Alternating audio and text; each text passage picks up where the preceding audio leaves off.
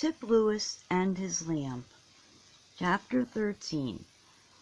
The rich and poor meet together. The Lord is the maker of them all. The boys gathered around the stove before school and talked. The boys, not all of them by any means, only that small select number who were above and led all the rest. Tip wandered outside of the circle, feeling very forlorn. He didn't belong anywhere these days. Bob and his friends had very nearly deserted him. There was scarcely any of their fun in which he had time or desire to join, and the other cliques in school had never noticed him. So he stood outside and wondered what he should do with himself. Howard Minturn wheeled suddenly away from the boys and called to him, "Tip, see here," and Tip went there. "What do you want?" he asked crossly. For some way he felt out of sorts with that company of finely dressed boys around the stove. "I want you to come over tonight. It's my birthday, you know, and some of the boys are coming to take tea and spend the evening. Can you come?" Tip's wide-open eyes spoke his astonishment. "What do you want of me?" he asked at last, speaking boldly just what he thought. "Why, I want you to come and help have a nice time," returned Howard with great kindness, but just a little condescension in his tone. Tip heard it, and his bitterness showed itself a little.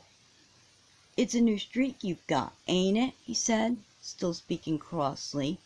"You've had lots of birthdays, and this is the first one I've heard of." "Oh, well," said Howard proudly, flushing as he spoke, "if you don't want to come, why—" Mr. Burrows' hand was laid on Howard's arm. "Don't spoil a good noble thing, my boy.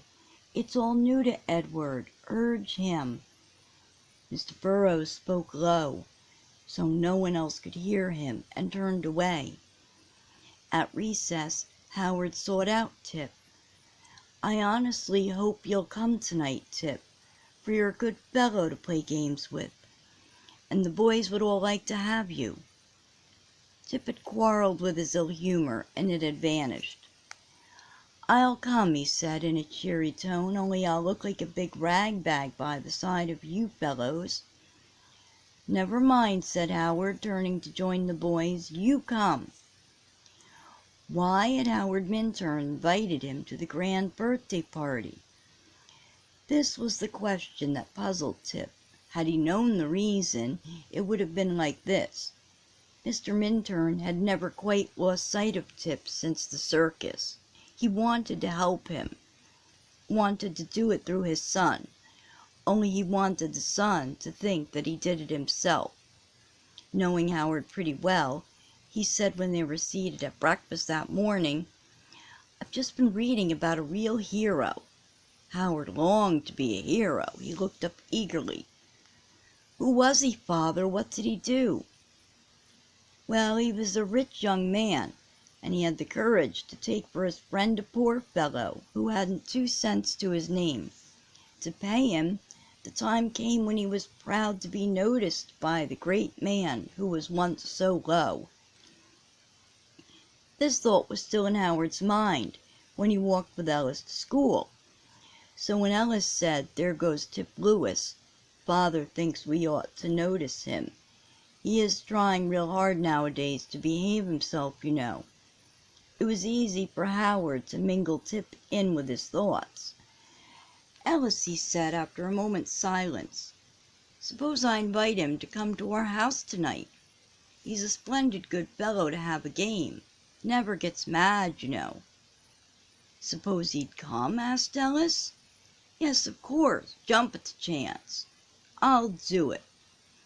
Our boys will think it odd, I suppose, but I guess I have courage enough to do as I please." And Howard drew himself up proudly and thought of his father's hero. So this was why Tip was invited to the birthday gathering at the grand house on the hill.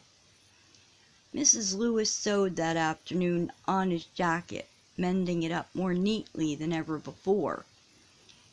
She had said very little about this invitation. She couldn't help feeling proud and gratified over it. It was certainly a wonderful jump for Tip, from mingling with the worst and lowest boys in town, to find himself taking a long stride and reaching the very top. So Mrs. Lewis sewed, and Kitty, as she sat watching the needle fly back and forth, spoke her thoughts. "All the boys down to Mr. Burroughs' school wear white collars on their jackets." "Well," answered her mother snappishly, "what's that to me? Supposing they wore white cats on their jackets, I could just as easily get him one as the other."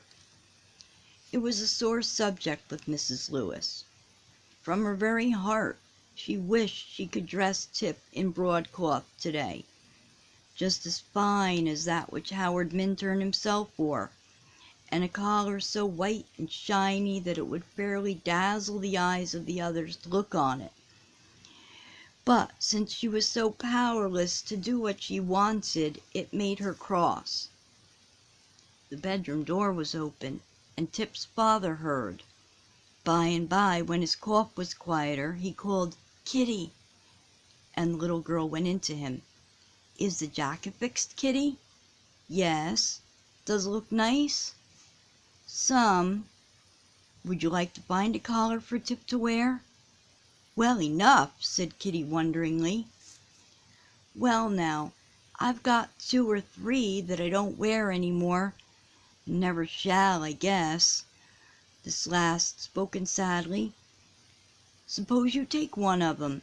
They're in that square box under the table, and see if you can't sew it on the jacket and make it look like what the other boys wear.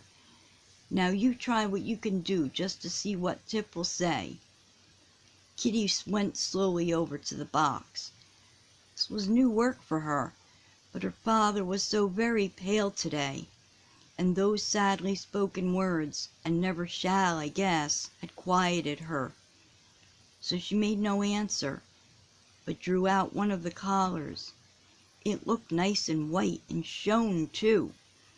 Mrs. Lewis had done it up late one night, with tears in her eyes, because she could not hope it would be worn again.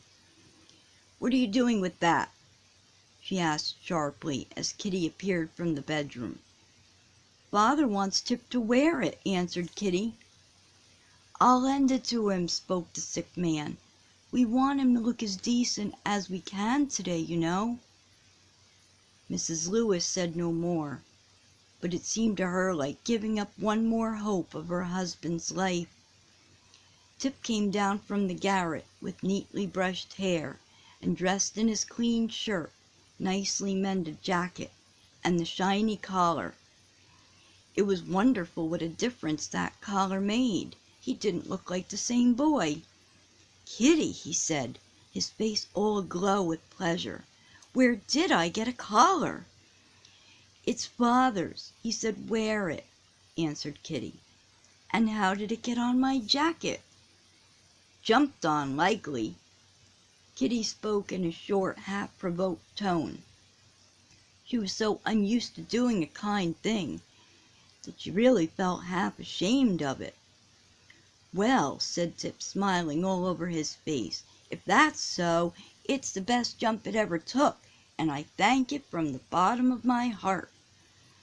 And then he carried his bright, good-natured face out of the little house in the hollow and went towards the great house on the hill.